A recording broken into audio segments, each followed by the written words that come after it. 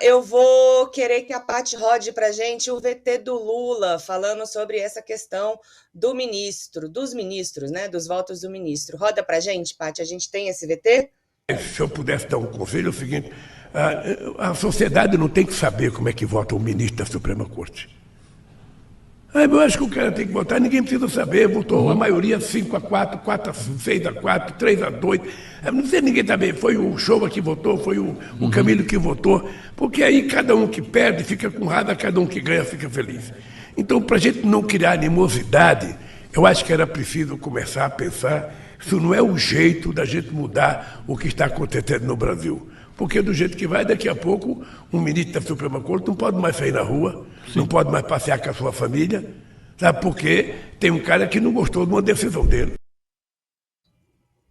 Gente, eu tenho várias dúvidas sobre se isso é uma coisa legal, se pode dar certo, se não pode. Então, eu trouxe um cientista político, José Álvaro, você está aí para falar com a gente. O que você achou disso, José?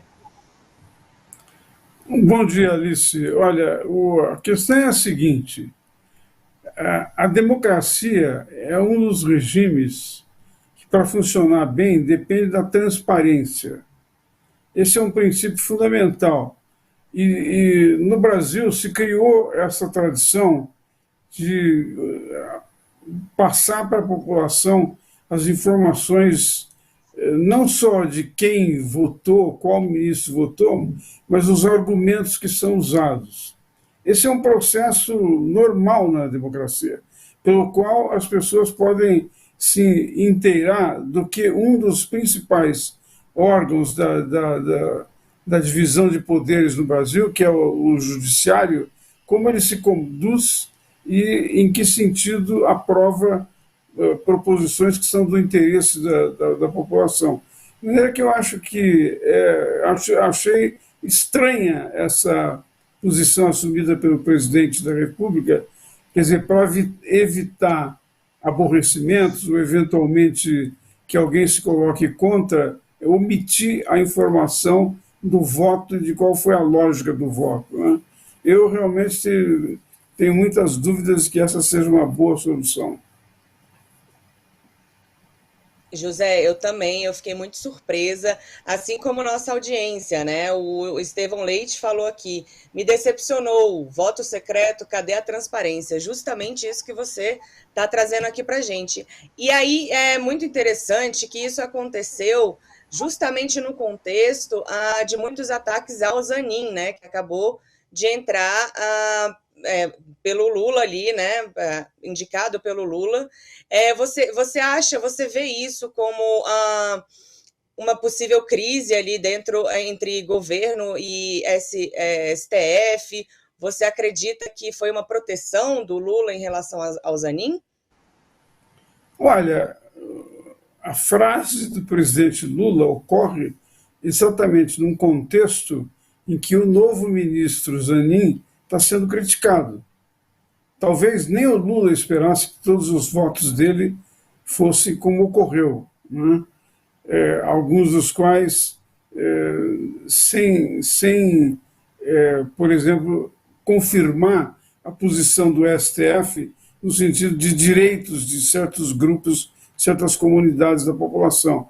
Então, eu penso que essa frase dita nesse contexto de críticas mostra que o presidente está preocupado em que o seu ministro indicado não seja alvo de críticas e não compreensão por parte de uma boa parte da população brasileira. Eu queria insistir nessa questão, nesse ponto importante. É da natureza do regime democrático tornar o mais transparente possível as decisões, quem toma as decisões, porque, veja bem, qual que é a lógica da democracia? A democracia não funciona na base de um rei, de um príncipe ou de um líder que não tem que explicar suas ações. A democracia, a soberania que é dos eleitores, ela se realiza pelo voto, mas não só pelo voto. Ela se realiza pela representação e pelo conhecimento que as pessoas têm de como as instituições estão como as instituições estão funcionando. Eu fiz várias pesquisas na Universidade de São Paulo sobre a confiança dos cidadãos brasileiros nas instituições. A justiça é uma das instituições em que tem níveis baixos de confiança da parte dos cidadãos. Então, mais um elemento que, de alguma maneira, diminui a transparência, eu acho que não vai ajudar.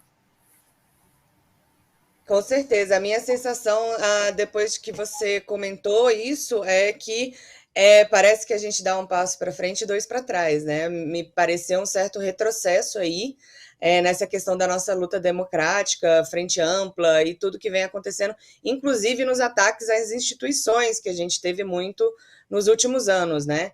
Eu queria chamar o Bosco aqui para falar com a gente, que eu acho que ele tem alguma dúvida também sobre isso. Queria te aproveitar aqui, José. Bosco? Bom dia, Alice. Bom dia a todos. Bom dia, professor Zé Álvaro Moisés. Olha, eu concordo plenamente com a linha de raciocínio do professor Álvaro. Ela para mim, é o fundamento de tudo isso, né? Quer dizer, você não pode, em nome de qualquer coisa que seja, você tampar, fechar decisões, argumentações, enfim, você não pode fechar a janela porque o sol está batendo ali com muita força, né? Então eu acho que o argumento é a espinha dorsal disso tudo. Agora, há aí algumas características que me parecem nunca resolvidas, porque talvez não seja o caso de uma solução, né? Que desde que o STF passou a ter suas sessões televisadas, transmitidas por televisão, essa exposição pessoal dos ministros ganhou um caráter definitivo, né? E depois, essa caracterização também de nomeações de ministros que são de determinado presidente, portanto, tem determinado perfil ideológico, YX, né? Também ganhou um curso muito negativo, né?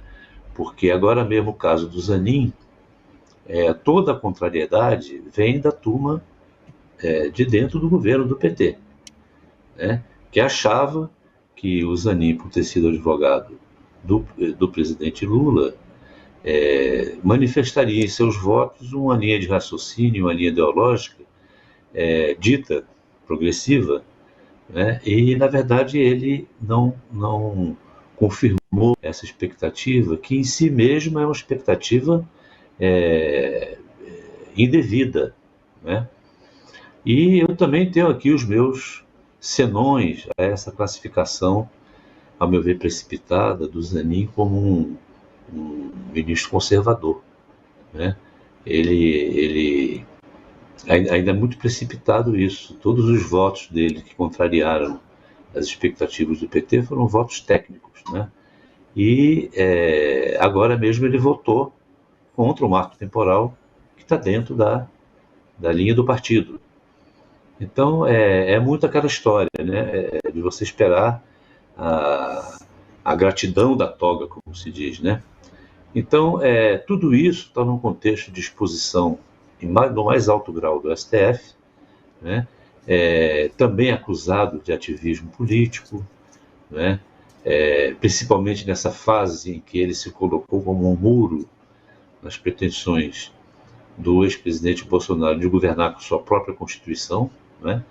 E acho que o presidente Lula chegou no único caminho que não é o possível, né?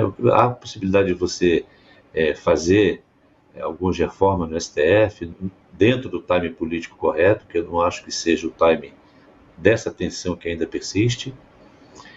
Mas, enfim, esse caminho do presidente Lula é um caminho que realmente me surpreendeu. Esse argumento de que o ministro não pode sair à rua porque alguém que não gostou do voto dele vai bater nele, bom, seria o caso de dizer assim, de forma muito rasa, que essa solução vai levar as pessoas a baterem todos. Né? Na dúvida, batem todos, porque não é uma solução isso, não é um caminho. Eu acho que o presidente não foi muito feliz nessa proposta dele, não.